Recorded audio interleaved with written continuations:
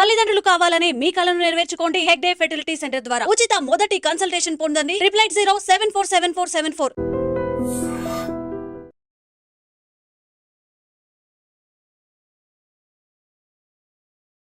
Present ఇప్పుడున్న జనరేషన్స్లో మరి అమ్మ క్యారెక్టర్లు కానీ అందరికీ గుర్తొచ్చేది సురభి ప్రభావతి గారు.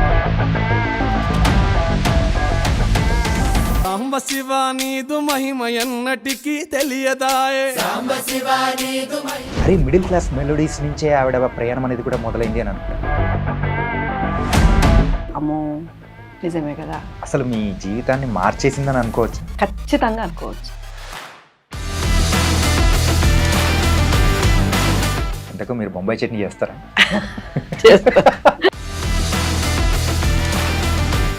మీరు ఇప్పుడు వరకు చేసిన క్యారెక్టర్స్లో మీకు బాగా సంతృప్తి అనిపించినది, నా క్యారెక్టర్ వర్క్ చాలా బాగుంది అనిపించింది, ఒక్కటి ఏదైనా చెప్పాలంటే ఏం చెప్తారు? ఒక్కటి చెప్పాలంటే ప్రస్తుతం కోర్టు చెప్తారు. నిజమే కదా, చిన్న పొరపాటు వల్ల ఎంత జరుగుతుంది అన్నది చాలా ఉంది. మీ ఫేవరెట్ హీరో ఎవరమ్మా? ఫేవరెట్ హీరో అంటే చిరంజీవి గారు. చిరంజీవి గారా? ఆ రోజుల్లో బాగా సినిమాలు చూసారా ఆయనది? ఇప్పటికీ చూస్తారు. అమ్మా నాన్న చిరంజీవి గారు. సూర్యకాంతం గారికి అలాంటి క్యారెక్టర్స్ వస్తే. Hi guys, welcome to I dream. నేను మీ చాణక్య. అండ్ ప్రెజెంట్ ఇప్పుడున్న జనరేషన్స్లో మరి అమ్మ క్యారెక్టర్లు కానీ అందరికీ గుర్తొచ్చేది సురభి ప్రభావతి గారు. మరి సురభి ప్రభావతి గారు మనకు తెలిసినంత వరకు చాలామంది అనుకుంటూ ఉంటారు, అరే మిడిల్ క్లాస్ మెలోడీస్ నుంచే ఆవిడ ప్రయాణం అనేది కూడా మొదలైంది అని అనుకుంటాం. తప్పు. అంతకంటే ముందు సుమారు 2008 ఎప్పుడో బతుకమ్మ సినిమా నుంచి అప్పటి నుంచి మొదలైన ఆ ప్రయాణం అనేది కూడా ఎన్నో మూవీస్లో కనిపిస్తూ ఆ సినిమాతో బ్రేక్ అనేది వచ్చింది. ఇప్పుడైతే నాన్ స్టాప్గా మరి అన్ని మూవీస్లో కూడా చాలా అద్భుతంగా కూడా ముందుకెళ్తున్నారు. మరి ఇంకా బోల్డ్ అనే విషయాలు కూడా ఆవిడతోనే మాట్లాడి అడిగి తెలుసుకుందాం. అమ్మా నమస్తే. నమస్తే మేడం. ఎలా ఉన్నారమ్మా?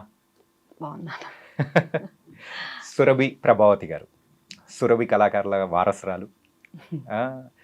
మీ సినీ ప్రయాణం గురించి తెలుసుకుంటూ ఉంటే ఎన్నో మలుపులు, అండ్ మీరు ఫస్ట్ టైము కెమెరా ముందుకు రావడం కానీ అన్నీ ఒకసారి తెలుసుకుంటుంటే ఇంకా బాగుంది. అండ్ అలాగే ఇప్పుడు ప్రజెంట్ కోట్ల మెట్లు బాగా ఎక్కుతున్నారంట, ఏంటి సంగతి? కోర్టు మెట్ అంటే చాలా మంచి మూవీ. ఫస్ట్ చెప్పాల్సింది,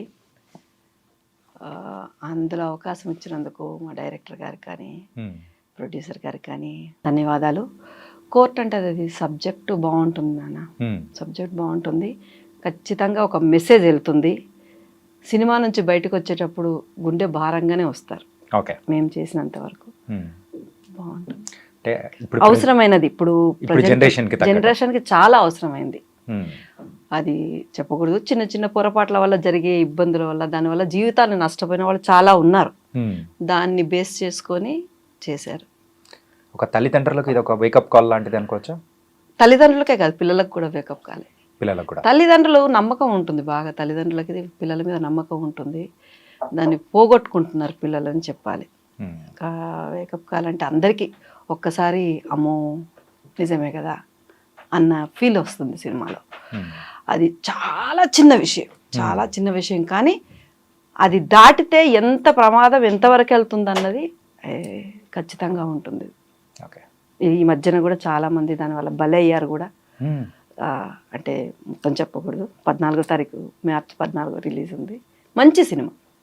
మా డైరెక్టర్ గారు చాలా ఒక దాన్ని సినిమా అంటే నాకున్న దాంట్లో సినిమాలాగా కాకుండా మా డైరెక్టర్ గారు రామ్ జగదీష్ గారు చాలా లోతుగా వెళ్ళి ఆ లొకేషన్లోకి వెళ్ళి అక్కడ జరిగే ఆ పరిస్థితులు ఎలా ఉంటాయని చూసుకొని మరి అబ్బాయి ఎన్ని రోజులు దాని మీద హోంవర్క్ చేశాడో, ఎన్ని రోజుల నుంచి ఎన్నేళ్ల నుంచి ఉన్నాడో కానీ అస్సలు ఎంత డీటెయిల్గా చెప్పాడంటే అంత డీటెయిల్గా చేశారు కూడా. అసలు మీ ప్రయాణం అనేది కూడా ఒకసారి అబ్జర్వ్ చేసుకుంటే 2008 బతుకమ్మ సినిమా నుంచి మొదలైంది అని కూడా.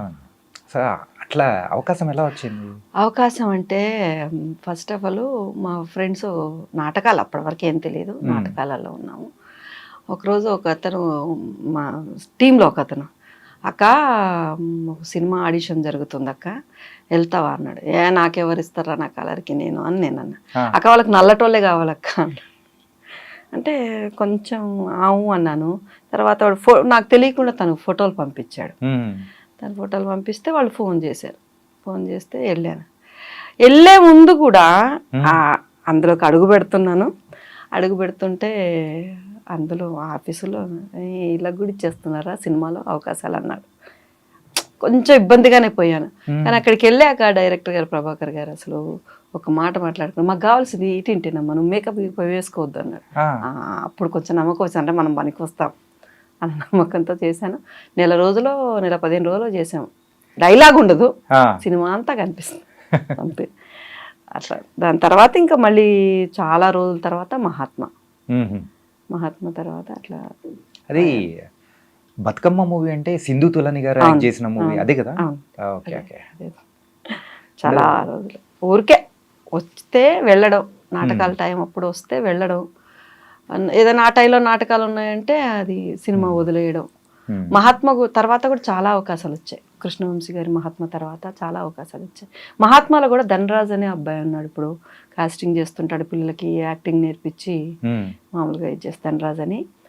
ఆ అబ్బాయి అప్పుడు దీక్షితులు గారి దగ్గర ఉండేవారు అనమాట. దీక్షితులు గారు మరి ఇలా ఉత్తేజ్ గారు ఉన్నారు కదా, ఉత్తేజ్ గారు నాన్న మనకు నాటకాల వాళ్ళు కావాలి అంటే ఉత్తేజ్ గారి వల్ల ఆ అబ్బాయికి రావడం, ఆ అబ్బాయి నన్ను తీసుకెళ్ళడం, అట్లా మహాత్మ అవకాశం వచ్చింది. కృష్ణవంశీ గారి సినిమా అనేటప్పటికీ ఖచ్చితంగా మన నాటక కళారంగానికి సంబంధించిన వాళ్ళనైతే ఒక ప్రత్యేకంగా చూసుకునేది అనేది చాలా వరకు మనం చూసాము. అండ్ ప్రీవియస్గా ఆయన మూవీ రంగమార్తాండంలో కూడా ప్రత్యేకంగా దాని గురించి ఒక బేస్ లైన్ తీసుకొని చేశారు. చూసినప్పుడు ఎలా అనిపించింది? ఫస్ట్ భయం వేసింది. అంటే బతుకమ్మలో డైలాగ్ లేదు, ఏం లేదు. కృష్ణవంశీ గారు అంటే మనకు ఒక ఫీలింగ్ ఉంటుంది కదా, పెద్ద డైరెక్టర్. అసలు ఎంత బాగుంటారంటే అంత బాగుంటారు. గట్టిగా పేరు పెట్టి పిలిచేవారు. అమ్మ ఆయనకు నాకు అంటే అంత 100 మందిలో మన పేరు పిలిస్తే అమ్మ పిలిచారు అన్న ఫీలింగ్ ఉంటుంది కదా. అలా కాకుండా అసలు ప్రతిదీ చెప్పి చేయిస్తారు. అస్సలు భయం కానీ తీసి పడేసినట్టు. అంటే మేము రాకముందు వినేవాళ్ళు, నాకు ఎదురు పడలేదు. ఎక్కడన్నా ఒక దగ్గర చిన్నగా కసిరారేమో తప్పితే నాకెప్పుడు తిట్టడాలు, లేకపోతే ఎవడికి రాదు, ఎవరు తెచ్చారయ్యా అన్న మాటలు అవేవి రాలేదు. అక్కడికి వెళ్ళి నాకు ఇలా అంటారేమో అన్నా కానీ అసలు ఆయన ఎంత ఫ్రీగా ఉంటాడండి, ఎంత బాగా చెప్తారు. అసలు దండం పెట్టాలనిపిస్తుంది. ఎందుకంటే సీన్ ఉన్నా లేకపోయినా మా టీం ఒక 25 మంది 30 మంది ఉండేవాళ్ళు. నేను విన్నాను, ఎందుకు సార్ లేదు అంటే ఉండనే నీకేమైంది, వాళ్ళు ఉంటారు బతుకుతారు. అలా బోయపాటి గారు కూడా, బోయపాటి సింగ్ గారు కూడా అసలు ఉన్నా లేకపోయినా నీకెందుకు సార్, నాది ఏం లేదు, వేరే ఉందే, ఎందుకు వస్తాయిగా డబ్బులు, ఎందుకు ఉండు అన్నారు. బోయపాటి గారు మన అఖండలో చేసినప్పుడు కూడా నాకు వంశీ గారి దగ్గర చేస్తే అసలు చిన్న సీన్లే కానీ గొప్ప అనుభవం. తర్వాత సార్ని కూడా 2-3 సార్లు కలిశాను నేను. ఇయర్స్ తర్వాత కలిసాక కూడా ఆయన మనుషులను గుర్తుపెట్టుకున్నారు. అందుకే వాళ్ళ పేర్లు అలా ఉండిపోతాయి అనిపిస్తుంది. ఇవన్నీ ఒక ఎత్తు అయితే మిడిల్ క్లాస్ మెలోడీస్ అసలు మీ జీవితాన్ని మార్చేసిందని అనుకోవచ్చు? ఖచ్చితంగా అనుకోవచ్చు. ముందు అయితే మీరు తీసిన సినిమాలో ఒకసారి అబ్జర్వ్ చేసుకుంటే మీరు చెప్పారు ఇప్పుడే, బతుకమ్మ కానీ మహాత్మ కానీ అఖండ కానీ, సో అందులో డైలాగ్స్ చాలా అంటే చాలా తక్కువ ఉండేవి. అండ్ వెనకల ఒక ఆర్టిస్ట్ గా ఉన్న సందర్భాలే కానీ ఒక్కసారిగా మిడిల్ క్లాస్ మెలోడీస్ అవకాశం మరి ఎలా వచ్చిందమ్మా? అసలు అవకాశం అంటే అది కూడా మా నాటకం పుణ్యమేనండి. నాటకం పుణ్యం. పరుచూరి రఘుబాబు గారి నాటక పరిషత్ ఒకటి ఉంది, అది ఎన్నో ఏళ్ల నుంచి జరుగుతుంది. అందులో ఎంతోమంది దాని నుంచి ఆర్టిస్టులుగా వచ్చిన వాళ్ళు ఉన్నారు. నేను కూడా ముందు ధన్యవాదాలు చెప్పుకుంటున్నాను సార్ వాళ్ళకి. నేను కూడా దాని నుంచే బయటకు వచ్చాను. అంటే మిడిల్ క్లాస్ మెలోడీస్ నాటకాన్ని మేము తలుపులు తెరిచే ఉందని నాటకం చేశాం. రమణ గారు, గోపరాజు రమణ గారు, విజయ్ గారు డైరెక్షన్.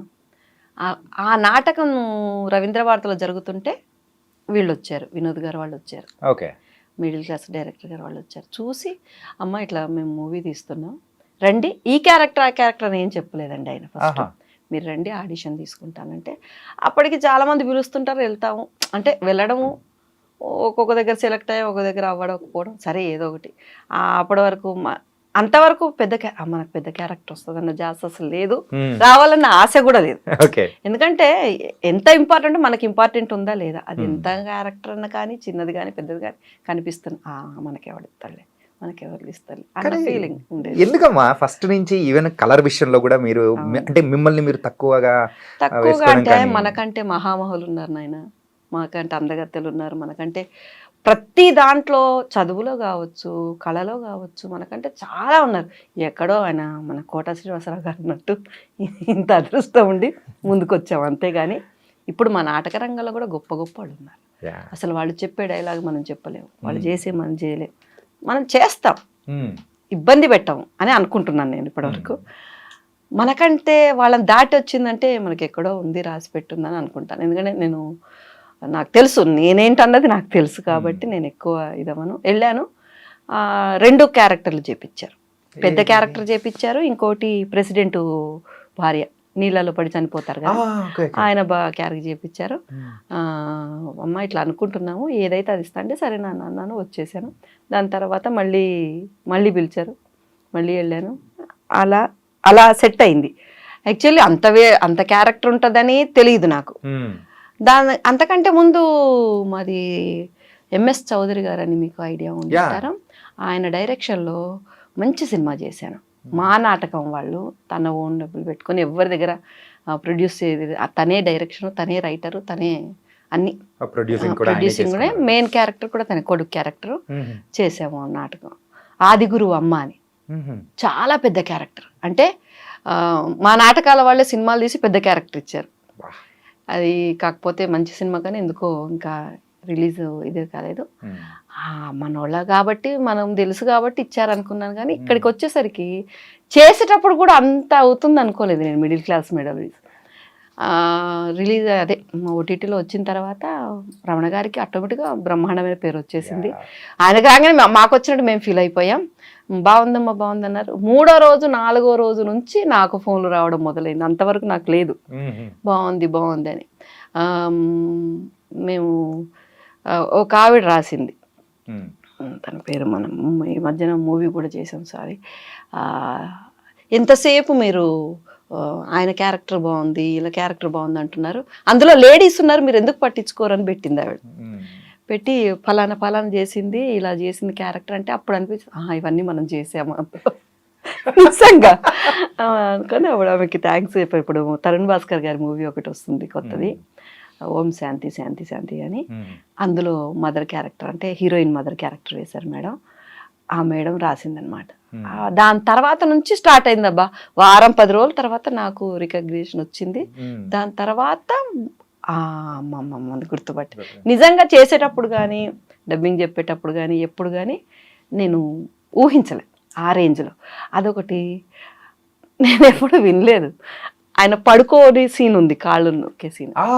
మా డైరెక్టర్ గారు అది బెడ్ వేపించి పడుకోబెట్టి డబ్బింగ్ చెప్పించారు. డబ్బింగ్ చెప్పేటప్పుడు డబ్బింగ్ థియేటర్ లో కూడా పడుకోబెట్టి ఏంటి సార్ బాగుంటుందమ్మా ఫీల్ వస్తుందని చెప్పి నిజంగా ఆ సీన్ చాలా బాగా ఇదైంది. ఈవెన్ నిజమమ్మా, ఏంటంటే ఇప్పుడు నార్మల్ గా మనం పడుకొని అనేది ఇలా స్ట్రైట్ గా ఉండేటప్పుడు చెప్తే ఆ సెన్స్ రాదన్నమాట. అవునవును. ఆ డైరెక్టర్ గారు నేను మొన్న కలిశాను సార్ని, కొత్త మూవీ కోసం వెళ్ళినప్పుడు కలిశాను. చాలా థ్యాంక్స్ చెప్పాను. ఎందుకంటే దండం పెట్టేశాను, మీరు అసలు ఒక లైఫ్ తెచ్చేసారు సార్ నాకు. అది నా వదిలేస్తాడంతే. ధన్యవాదాలు చెప్పుకోవాల్సింది. మలిపే ఆ కొలకలూరులోనే మొత్తం తీశారు, అది కూడా రమణ గారి సొంతూరు. అవును, పక్క ఇల్లే. వాళ్ళ ఇంటికి వీళ్ళింటికి మధ్యలో ఒక్క ఇల్లు 2 ఇళ్ళు ఉంటాయి అంతే. కరెక్ట్ గా ఒక కొడుకుని సో వెనక వేసుకొని వచ్చే తల్లిగా ఆ క్యారెక్టరైజేషన్ మాత్రం మీరు ముందు చేసిన ఆది గురువు అనేది ఉంది చూసారా. సో అది దీనికి అది ప్రాక్టీస్ బాగా అయినట్టు అనిపిస్తుంది. ఆది గురువు టోటల్ గా సబ్జెక్టు వేరే నాయన. అంటే అందులో కూడా తల్లి క్యారెక్టరే కొంచెం మెతగ్గా ఉంటాడు కొడుకు, మెతగ్గా ఉంటాడు. వాడిని ఒక ఇది చేసి ఎంత కష్టపడి చేసింది అనేది బాగుంటుంది సబ్జెక్ట్. అది డిఫరెంట్, ఇది డిఫరెంట్. అది కష్టపడి కొడుకును పెంచి కొడుకు జీవితం ఇచ్చాక వాడు చేయడం అలా జరుగుతుంది. ఇది రొటీన్గా ఫ్యామిలీలో జరిగేదాకా, ఇండ్లలో జరిగేలా రెగ్యులర్గా ఉండేది ఉంటుంది. ఇంతకు మీరు బొంబాయి చట్నీ చేస్తారా? చేస్తా. అంతవరకు నాకు ఇష్టం ఉండేది కదా, ఆ సినిమా నుంచి ఇష్టం పెరిగిందా? ఎందుకంటే జీవితాన్ని మార్చేసిన క్యారెక్టర్ కాబట్టి. ఇప్పుడు బొంబాయి చట్నీ అంటారు. బొంబాయి సినిమా పేరు గుర్తురాదు జనాలకు తొందరగా. బొంబాయి చట్నీలో చేశారు కదా, బొంబాయి అంటే ఊర్లలోకి వెళ్ళామంటే వాళ్ళకి బొంబాయి అదే చట్నీ గుర్తు, అంటారు. బొంబాయి చట్నీ సినిమా అని అంటారు. అదే అంటారు. ఓకే. ఆ తర్వాత అమ్మ మెయిన్గా చూస్తే ఆ మిడిల్ క్లాస్ మెలోడీస్ సినిమాల తర్వాత అవకాశాలు కూడా బాగా పెరిగాయి. అండ్ ఎలా ఉంది ఆ తర్వాత వస్తున్న మీరు బాగా అనిపించిన మంచి క్యారెక్టర్స్ చేస్తున్నాను అనిపించిన సినిమాలు ఏంటి? ఆల్మోస్ట్ మంచివేనా, అంటే మనకి ఎలివేషన్ వస్తుందా రాదన్నది మనం చెప్పలేం. కాకపోతే ఊరికి అలా నిలబెట్టి ఏదో ఉంది అనిపించేది ఎక్కడన్నా ఒక్కటి రెండు చేశానేమో, కానీ ఆల్మోస్ట్ కొంచెం ఇంపార్టెంట్ ఉన్న క్యారెక్టర్లే.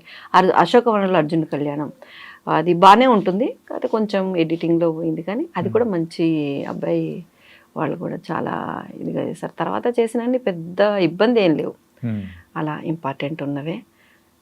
అందులో ఇప్పుడు లైలా చేశాను, లైలాలో కూడా అది డిఫరెంట్ క్యారెక్టర్. ఇంకో 2 సినిమాలు ఉన్నాయి, పర్వాలేదు. విశ్వక్ సింగ్ గారితోనే కదా ఎక్కువ సినిమాలు తీసింది? 2 చేశాను. అయిన తర్వాత 2 సినిమాలు. 2 చేశాను. ఓకే. లైలాను అది చేశాను. అంటే ఆనంద దేవరకొండ గారితో కూడా 2 చేశాను. దొరసాని, దాని తర్వాత ఇది. దానికి అంటే అవకాశం రావడానికి కూడా so one of the reason Anand అని చెప్పేసి అంటే సెలెక్ట్ చేసుకోవడం విషయంలో. ఇప్పుడు మనం మిడిల్ క్లాస్కి రావడానికి ఆనంద్ గారు చెప్పుంటారు, అమ్మ బాగుంటుందని. అంతకుముందు దొరసాని చేశాను కదా, ఫస్ట్ దొరసాని తర్వాత మిడిల్ క్లాస్. ఫస్ట్ దొరసాని అక్కడ పెద్దగా మాట్లాడు అబ్బాయి అంటాడు అంతే. అంటే నేను కూడా ఏం మాట్లాడా. మిడిల్ క్లాస్కి వచ్చినప్పుడు కూడా అంత కెమిస్ట్రీ ఉంటుందా, ఎక్కువ ఏం మాట్లాడు, కానీ అలా నవ్వుతాడు, చూడంగానే నవ్వు పలకరిస్తాడు. కానీ మిడిల్ క్లాస్ మటుకు అబ్బాయి చెప్పాడని నాకు తెలిసింది. ఓకే. అబ్బాయి కొంచెం రికమెండ్ చేశాడని చాలా ఎంతోమంది చెప్పి ఆరాధించుకొచ్చారు. అమ్మా నాటక రంగంలోంచే మీరు వచ్చారు, అది కూడా ఇలాంటిది కూడా కాదు, ఎంతో పేరుగాంచిన సురభి నుంచి వచ్చారు మీరు ఆ వారసురాలుగా. ఆ తర్వాత మీరు నాటకాలు వేసి వేసి వేసి సినిమాల్లోకి రావాలని చెప్పేసి అనిపించుంటుంది, కానీ ఎందుకు, ఏ విషయం మిమ్మల్ని ఆపింది ఆ రోజుల్లో? ఫస్ట్ నేను చెప్పుకోవాల్సిందంటే సురభిలో పుట్టాను అంతే. పుట్టుక సురభి అంటే నాన్న వాళ్ళు అమ్మ వాళ్ళు అందరూ అక్కడే, అంతా ఒకటే. మా చిన్నప్పుడు ఎప్పుడో వేసాం, మాకు గుర్తులేదు. అంటే మా నాన్న వాళ్ళకి ఒక కంపెనీ ఉండేది, ఇప్పుడు వెంకటేశ్వర నాట్య మండలి అలా ఉన్నప్పుడు మా నాన్న వాళ్ళకి కూడా ఉండేదంట. మేము వచ్చేసరికి అది మాకు తెలివి వచ్చేసరికి అంతా అయిపోయింది. ఆ నాన్న బయటకు వచ్చేసాడు. తర్వాత మా మ్యారేజ్ అయిన తర్వాత మా కాలనీలో సురభి కాలనీ అని ఉంది. సురభి కాలనీలోనే మాకు చిన్నప్పుడు వేసాము, గుర్తు కూడా లేదు. ఆ బాలరంగం పిల్లలు, శ్రీకృష్ణులు వెనక దయ్యాలు అలాంటివి వేసాము, అంతేగాని ప్రత్యేకంగా కనకతార అని ఒకటి వేసాం. మా నాన్న వాళ్ళ కోదండరావు పెద్దనాన్న అని ఉంటారు, మా పెద్దనాన్న వాళ్ళ కంపెనీ. నాన్న మెయిన్ వేషం వేసేవాడు, మేము చిన్నపిల్లలు వేసాం. అది గుర్తు నాకు. అంత 8 ఏళ్ళు ఉంటాయి, 9 ఏళ్ళు ఉంటాయి అంత. తర్వాత మానేశారు, నాన్న వాళ్ళు బయటకు వచ్చేసారు. మా పెళ్ళయిన తర్వాత కాలనీకి వచ్చాక సురభి కాలనీలో వినాయక చవితికి జరగడం మాకు ఒక 9 రోజులు 11 రోజులు చేసేవాళ్ళు. ఆనవాయితీలాగా ఖచ్చితంగా 9 రోజులు 11 రోజులు నాటకాలు వేసేవాళ్ళు. అందులో మామూలుగా ఈ అమ్మాయికి ఏం రాదు అన్న ఫీలింగు మా వాళ్ళకే ఉండదు. ఫస్ట్ దాని మొక్క దానికి ఏమొస్తుంది అన్న అట్లా టైంలో సురభి పూర్ణ చంద్రశేఖరరావు అని మా మాయ ఉన్నారు, ఆయన ఒక నాటకం తీసుకున్నాడు, గుణసుందరి నాటకం అని. గుణసుందరి నాటకం చూస్తే వాళ్ళు వీళ్ళంటే కొద్ది సన్నగా ఉన్నాను అప్పుడు. అందరితో అయితే దానికి పాట రాదు, పద్యం రాదు, దాన్ని ఎందుకు పెడతామంటే ఏదో ఒకటి ఉంటుందని చెప్పి ఆయన బలవంతంగా ఒప్పించి, విషయం ఏంటంటే నాకు అందరూ డైలాగ్ ఉండదు, ఏముండదు. నా వాయిస్ కూడా వేరే ఆవిడ పాడింది, రేఖ అని మా అక్క. అంటే ఆ నాటకాల్లో కూడా డబ్బింగ్ అంటే నన్ను ఏ రేంజ్ లో చూసారు చూడండి మా వాళ్ళు. రాదు, నిజంగానే రాదు, గొంతు లేదు అప్పుడు, అలవాట్లేవు కదా. మా సురభిలో ఏంటంటే చిన్నప్పటి నుంచి అందులోనే ఉండి సట్రాలు అంటే కర్టన్స్ పక్కన ఉండడం, నేర్చుకోవడం, వేసేయడం అలా. మాకు అది తెలియదు, చిన్నగా ఉన్నప్పుడు మా నాన్న మానేశాడు.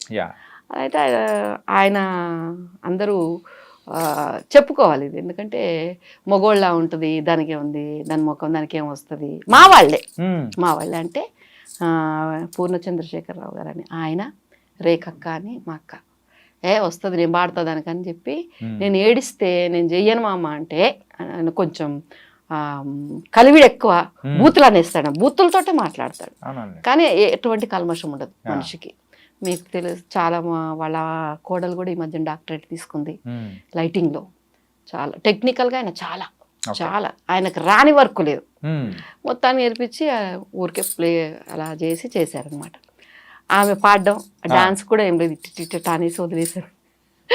ఆమె పాడింది వెళ్ళిపోయాను. అయిపోయిన తర్వాత రసరంజని ఉంది, హైదరాబాద్ రసరంజని, రమణాచారి గారు వాళ్ళు.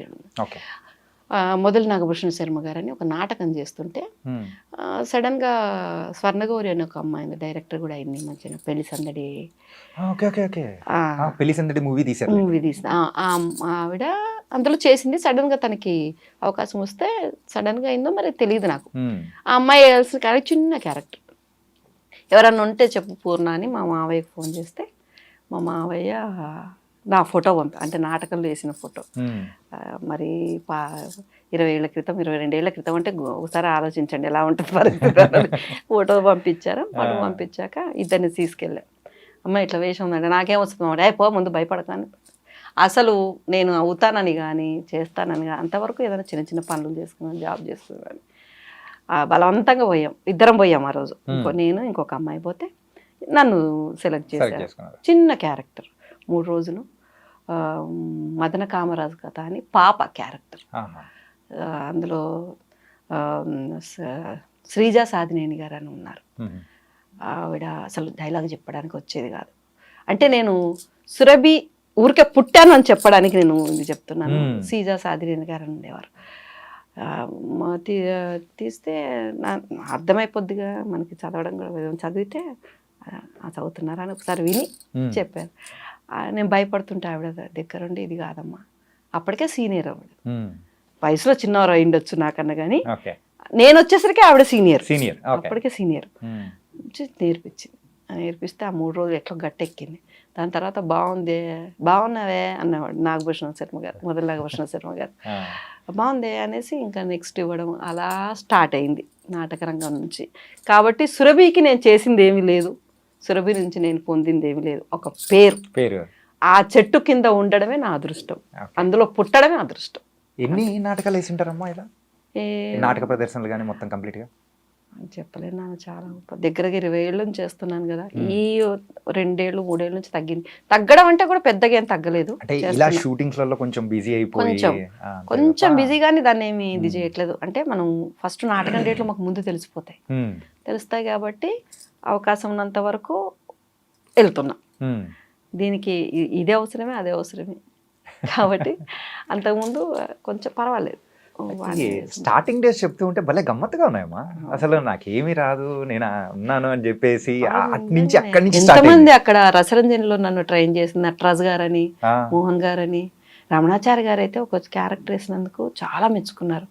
మళ్ళీ మళ్ళీ మరో మోన్స్దార్ అని నాటకం ఉంది, అందులో చాలా చిన్నది అనమాట. చిన్నది చూసి ఆయన ఫస్ట్ టైం మనం మెచ్చుకుంటున్నారు అనుకునేది. అందులో రేప్ చేస్తారనమాట, రేప్ అయిపోద్ది. చాలా పెద్ద నాటకం అది. పెద్ద నాటకం తర్వాత ఆ క్యారెక్టర్ చూసి ఆయన మెచ్చుకున్నాడు ఆ రోజు రమణాచారి గారు. అసలు రసరంజన్లో పడ్డ నా ఫస్ట్ అదృష్టం అండి. మా దగ్గర నుంచి అటు జంప్ అయ్యానంటే ఎంత, నేను వచ్చేసరికి అందరు దిగ్గజాలంతా వెళ్ళిపోయారు.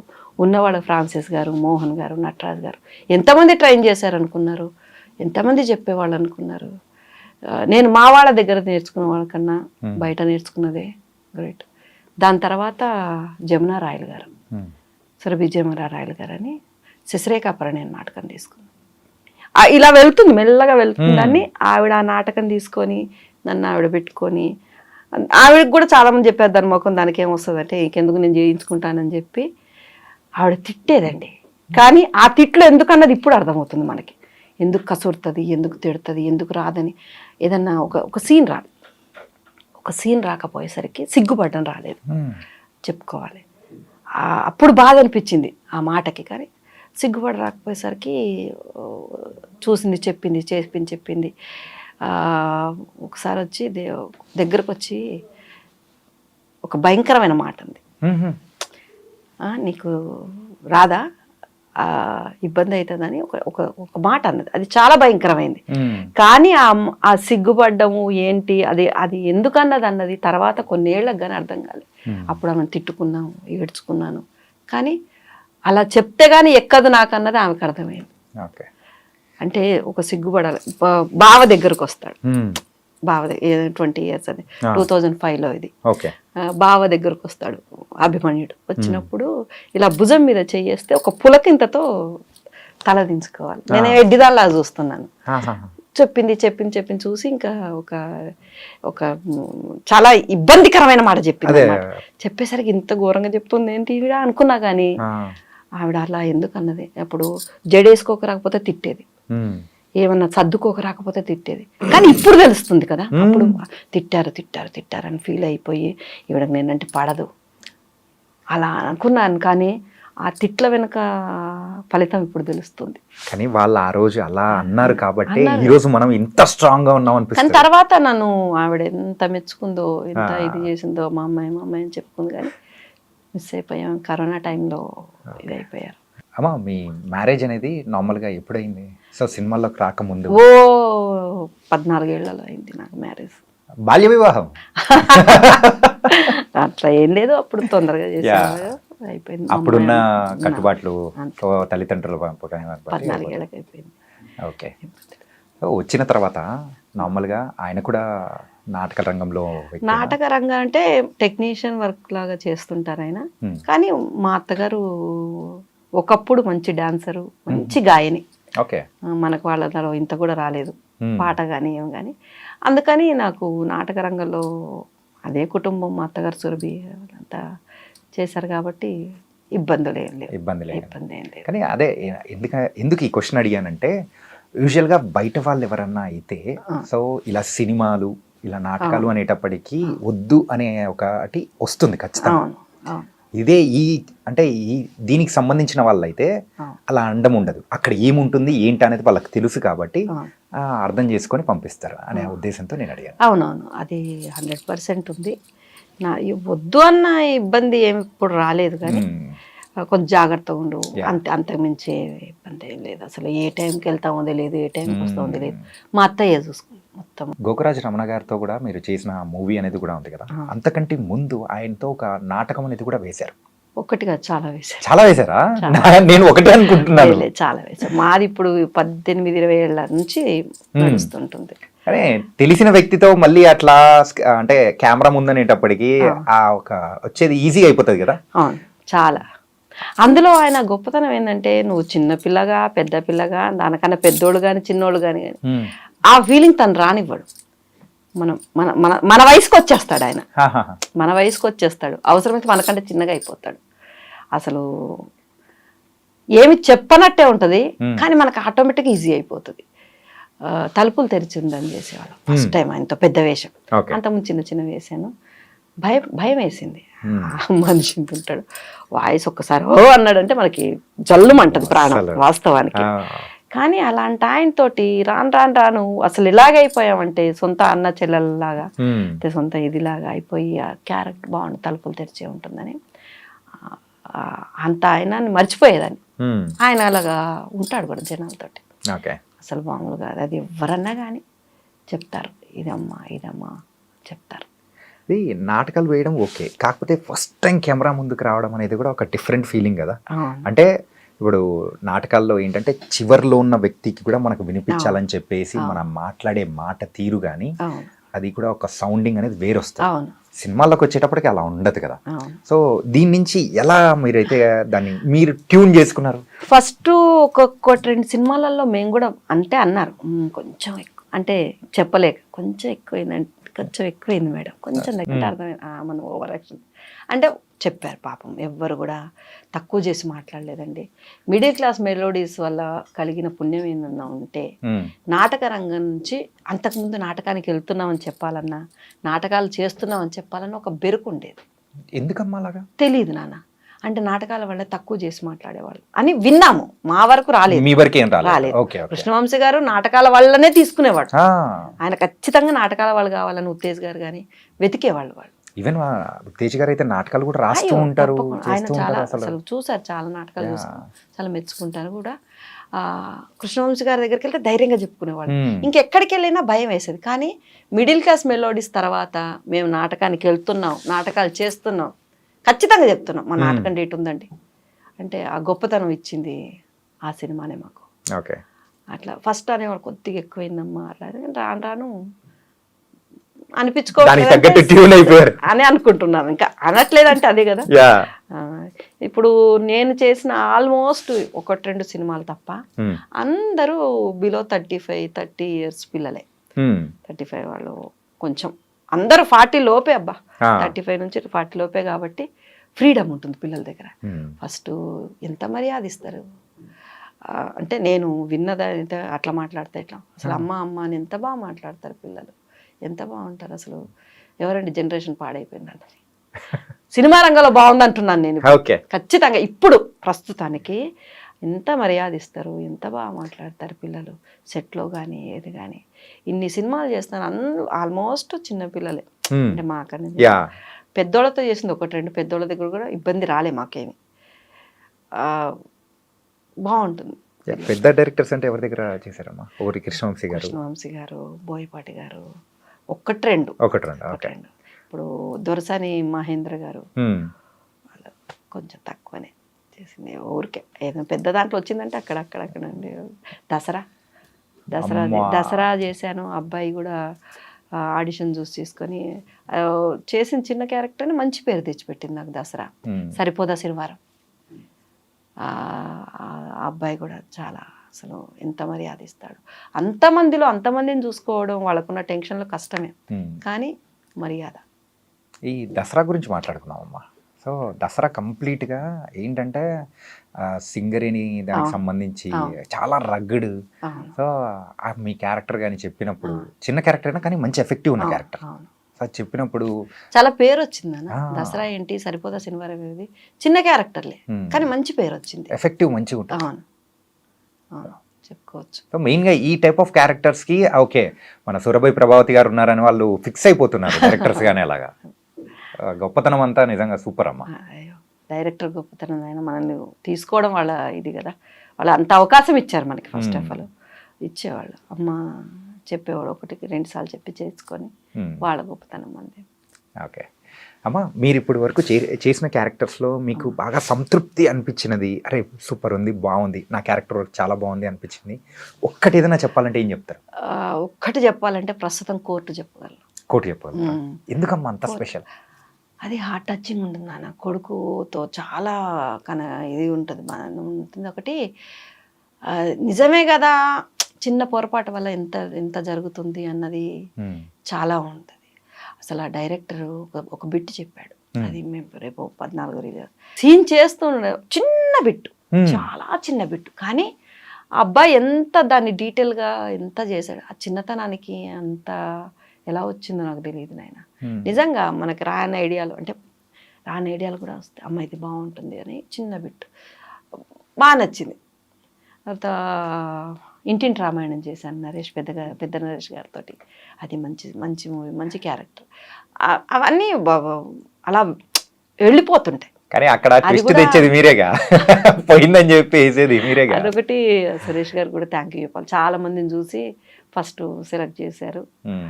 దానికోసం ఆయన ఫైట్ చేశారు కూడా అని తెలిసింది. అంటే చాలా మంది వచ్చారు, చాలా మంది వస్తారు పోతారు. ఇప్పుడు మొన్న కూడా ఒక సినిమాకి వెళ్ళాను, అంత అయిపోయిన తర్వాత మనల్ని తీసి వేరే వాళ్ళని పెట్టారు. అంటే క్యారెక్టర్ వాళ్ళకే సెట్ అలా ఆయన కూడా చాలా ఇదిగా పెట్టారు సురేష్ గారు. అది కూడా మంచి క్యారెక్టరే. ఆల్మోస్ట్ మంచిగా. దసరాలో చిన్నదున్న ఎంత బాగుంటుంది, అది నాకు చాలా బాగా నచ్చుద్ది. సరిపోదా శనివారం ఎంత బాగుంటుంది. అసలు కూర్చొని చెప్పేవాడు, అంత 100 మంది కూర్చునేవాళ్ళు, అంత ఓపిక్గా కూర్చొని చెప్పేవాడు డైరెక్టర్ గారు. అసలు కానీ ఇట్లా నానిగారితో 2 సినిమాలు చేశారు. ఇప్పుడు 2 చేశారు, మూడోది ఆయన ప్రొడక్షన్ లో చేస్తూ ఉన్నారు. కానీ ఈ నాన్నగారు గొప్పతనం ఏంటంటే ఎక్కడ మాట్లాడలేదు. నమస్తే అండి, చూడంగా నమస్తే అంటే నమస్తే అమ్మ. అసలు సరిపోదా శనివారానికి వెళ్ళినప్పుడు నేను షాక్ అయ్యాను. ఆయన కూర్చొని ఉన్నారు, అప్పుడే ఎంటర్ అవుతున్నాను నేను రాగానే లేచి నమస్తే పెట్టేసరికి నేను షాక్ అయ్యాను. అంటే ఆయన ఆర్టిస్ట్కి ఎంత, అది ఎవరన్నా కానివ్వండి నవ్వుతూ పలకరిస్తారు. అదొకటి.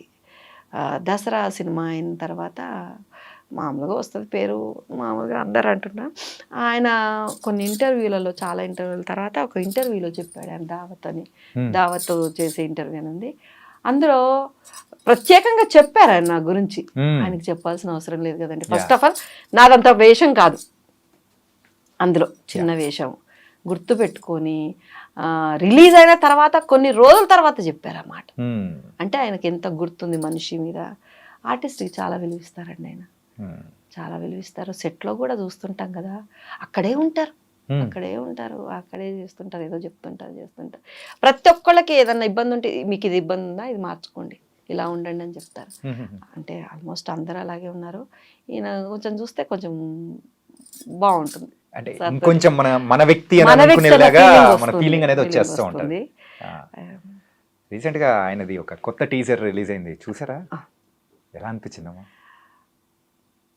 కొత్తగా కనిపిస్తూ ఉన్నారు. నాని గారిని ఇలా కూడా ఉంటారా అని మనం అనుకుంటాం.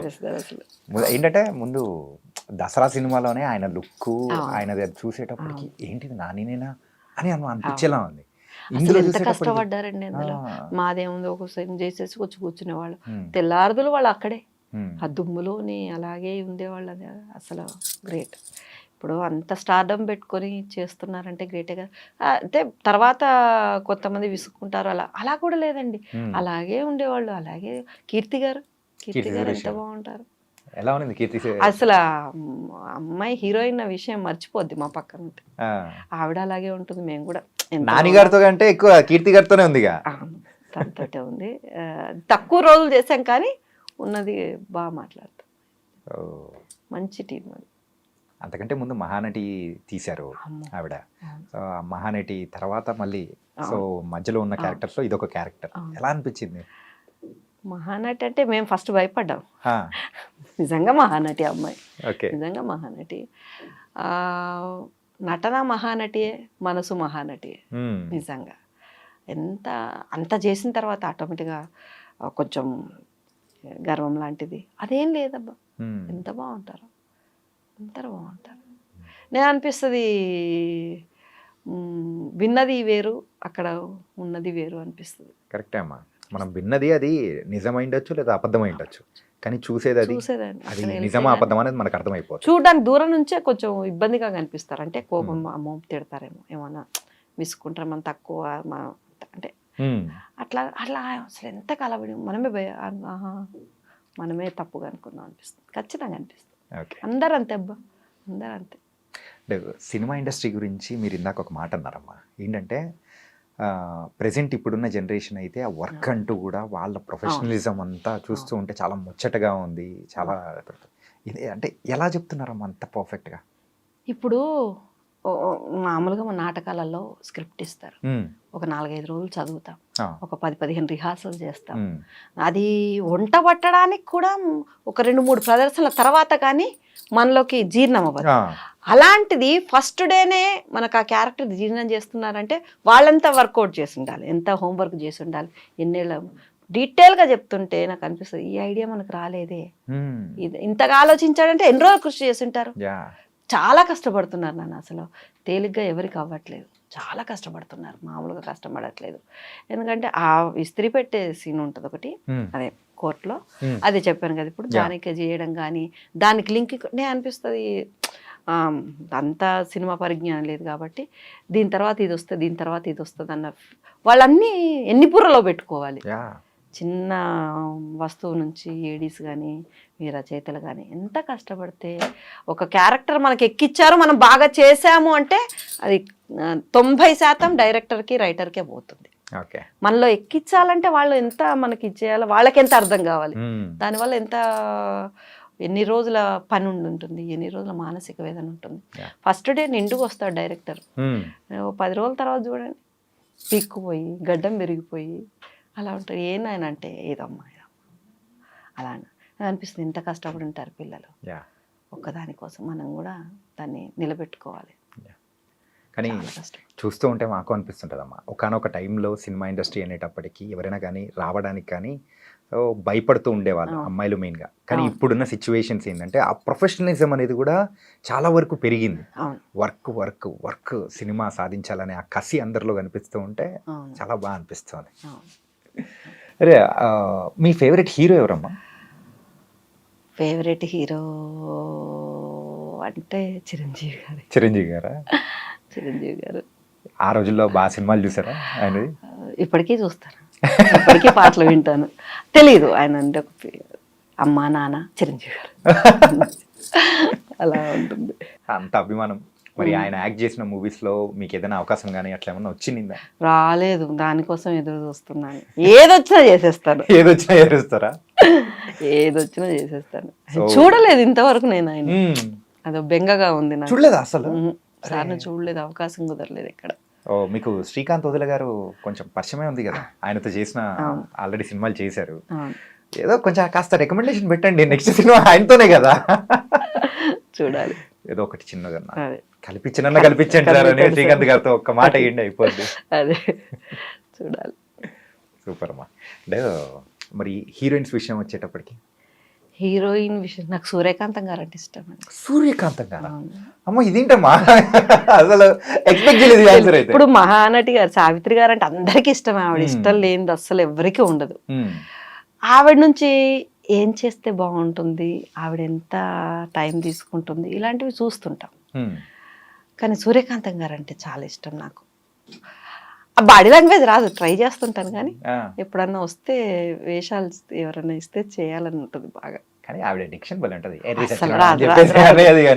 అస్సలు మామూలుగా ఉండదు. అది చూడండి, ఫ్రేమ్ అంతా టక్కున మన చూపు అంతా అటు వెళ్ళిపోతుంది టక్కున. ఇప్పుడు పెద్ద పెద్దోళ్ళు ఉన్నా కూడా ఆవిడ మీదకి వెళ్ళిపోతుంది చూపు. అది మాత్రం నిజం. అది అలా ఉంటుంది. ఆవిడ చేసిన క్యారెక్టర్స్ లో కానీ, ఆవిడ మెయిన్ గా నాకు పర్సనల్ గా అంటే సూర్యకాంతం గారు ఉండేది గుండమ్మ కథ.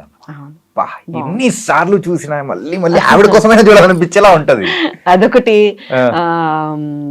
మన రేలంగి గారితో ఒకటి శోభనం సీన్ ఒకటి ఉంటుంది, అది మూవీ తెలియదు కానీ పాట కూడా ఉంటుంది. అందానికి నేను తగిన దానికి కాదా అనే పాట ఉంటుంది. అసలు అంత ఒళ్ళు పెట్టుకొని అసలు అంత సిగ్గు అన్నది ఎక్కడ ఉండదండి. అసలు మనం చూసే మనకే సిగ్గేసేస్తుంటది, నవ్వొచ్చేస్తుంటది. అంత ఆకారం పెట్టుకున్న సిగ్గుపడ్డం ఏమిటి ఆవిడ. సూర్యకాంతం గారికి అలాంటి క్యారెక్టర్స్ వస్తే చేయడానికి సిద్ధమేనా? ఖచ్చితంగా సిద్ధమే. మాకు డౌట్ అసలు ఇస్తేగా తెలిసింది. అది కరెక్టే. అదొకటి. నందు గారు అని ఉన్నారు, వినరో భాగ్యం విష్ణు కదా, నాటకం గొప్పతనం చెప్పారు. ఆ అబ్బాయి ఒక 10 ఏళ్ల క్రితమో 8 ఏళ్ల క్రితమో పడమటి గాలి అని నాటకం వేశాం మేము. పాటిపండ్ల ఆనందరావు గారని, వెంకట్ గోవాడ్ గారు, ఇలా దాంట్లో అది 100 ప్రదర్శనలు ఒక టీం వేసేసింది. దాని తర్వాత హైదరాబాద్ టీంతో తయారు చేశారు, అందులో వెంకట్ గోవాడ్ గారు. ఆ నాటకం చూసి 8, 9 ఏళ్ళలో 10 ఏళ్ళు అయింది. తర్వాత గుర్తు పెట్టుకొని పిలిచాడు నందు. అసలు మామూలుగా హ్యాపీగా లేదు. ఇప్పుడు మనం ఒక వేషం చేసాము, సినిమాలో గుర్తుపెడతారు. ఇప్పుడు ఏదో చేసిన తర్వాత చూస్తుంటారు కాబట్టి, నాటకం ఎప్పుడో చూసి మళ్ళీ చూడరు కదండి. ఒకసారి వేసిన తర్వాత అది గుర్తుపెట్టుకొని ఇచ్చాడంటే ఎంత గొప్ప వ్యక్తి అనాలి. అది మర్చిపోలేని విషయం. ఒకటి వినరో భాగ్యంలో చిన్న క్యారెక్టర్, అది కూడా చిన్న క్యారెక్టర్ కానీ మంచి పేరు వచ్చింది అది కూడా ఉన్నంతలో. కానీ మీరు ఆ మిడిల్ క్లాస్ మెలోడీస్ దాని తర్వాత మీరు చేస్తున్న క్యారెక్టర్స్ కొంచెం ఎఫెక్టివ్గా ఉన్న రోల్స్, అది కూడా నిడివి చూస్తే కొంచెం తక్కువ ఉండేదైనా కానీ ఎఫెక్టివ్గా ఉన్న క్యారెక్టర్స్ చేస్తున్నారు. కానీ కోర్టు విషయానికి వచ్చేటప్పటికి అలా మాత్రం కాదనిపిస్తుంది, నిజమేనా? నిజమే మరి. అది అంటే కొంచెం నిడివి ఎక్కువ ఉండే అవకాశాలు ఉంది. నిడివి ఎక్కువ ఉంది, నిడివి ఉంటాము, సినిమా అంతా ఉంటాము. మరి ఎంతవరకు ప్రేక్షకులకు రీచ్ అవుతాం అన్నది మా డైరెక్టర్ గారి నమ్మకం అయితే రీచ్ అవ్వాలండి. ఓకే, రీచ్ అవ్వాలి, బాగుంటుంది. ప్రియదర్శి గారితో ఎలా ఉంది? అసలు ఆ అబ్బాయి ఒక హీరో అన్న విషయమే అసలు ఎంత బాగా మాట్లాడుతుంది. చెప్తున్నాను కదా, దేవుడి దయ వల్ల దొరికిన వాళ్ళందరూ, కలిసిన వాళ్ళందరూ అసలు ఎంత బాగా. ఇప్పుడు ప్రియదర్శన్ గారితో ఇంకో మూవీ కూడా చేస్తున్నాను, మదర్ క్యారెక్టర్. అసలు నేను ఫస్ట్ బెరుగ్గానే ఉంటుంది. అంటే మనం తెలుసో లేదో తెలియదు కదా, వాళ్ళు మనకు తెలుస్తుంది అని కొంచెము పక్కకున్నా కూడా వచ్చి పలకరిస్తారమ్మా. అంటే అమ్మయ్య మనం తెలిసినా తెలియకపోయినా ఆ పలకరింపులు వేరబ్బా. అసలు హీరోలు ఎంత, ఇప్పుడు మామూలు హీరో కాదు అతను కూడా, కానీ చాలా బాగా ఇది చేస్తారు. ఈ సినిమాల విషయం అన్ని పక్కన పెడితే ఈ నాటక రంగంలో ముందు కానీ సో ఏదో చిన్న చిన్న జాబ్స్ అనేది కూడా నేను చేసుకుంటూ కూడా వచ్చాను నాన్న అని చెప్పేసి మీరు అన్నారు. ఏంటమ్మా జాబ్స్? చిన్న జాబ్స్ అంటే ఇప్పుడు హోమ్ నర్స్ ఐడియా ఉంది. హోమ్ నర్స్ అయితే మా కాలనీలో అంతకుముందు పెళ్ళి అయిన కొత్తల్లో ఒక ఎలక్ట్రానిక్ ఫ్యాక్టరీలో చేసేదాన్ని, బొల్లారం. అప్పుడు మియాపూర్లో ఉండేవాళ్ళం మేము, అప్పటికి మాకు కాలనీ లేదు. బొల్లారంలో చేసేదాన్ని. దాని తర్వాత పిల్లలు పుట్టాక అది ఆపేశారు. దాని తర్వాత ఇంటి దగ్గరికే వచ్చి అన్నీ నేర్పిస్తారు అంటే ఒక ఆర్గనైజర్ వాళ్ళు వెళ్ళి చేశారు. వెళ్ళి ఒక 3 నెలలు ట్రైనింగ్ తీసుకొని హోమ్ నర్స్గా చేశాను. హోమ్ నర్స్ వెళ్ళి కోటిలో ఒక మార్వాడీస్ ఉండేవాళ్ళు, వాళ్ళ ఇంట్లో హోమ్ నర్స్గా చేసేదాన్ని. ఓకే. అప్పుడు 2,500 ఇచ్చారు. 2,500 అమ్మ, పొద్దున పోవాలి రాత్రి ఎప్పుడు రావాలి, కానీ ఆ 2,500 గొప్పేగా ఆ టైంలో. మన దగ్గర ఏం లేని రోజుల్లో అది మనకు. దాని తర్వాత ఆయన కొంచెం హెవీ ఉండేవాడు, ఇంకా అన్ని నా వల్ల కాలేదు. 2 ఇయర్స్ చేశాను, తర్వాత మానేసి మళ్ళీ ఇక్కడ హాస్పిటల్లో చేశాను, అంటే అటెండర్ లాగా చేశాను. దాని తర్వాత నాటకం. ఎట్లా అంటే నర్సింగ్ కానీ అట్లా చదువుకోవడం కానీ ఏం లేదు. చదువుకునేటప్పటికి నేనా 7th పాస్ అయ్యారు అయితే చాలమ్మా అసలు. అంతే, 7th పాస్.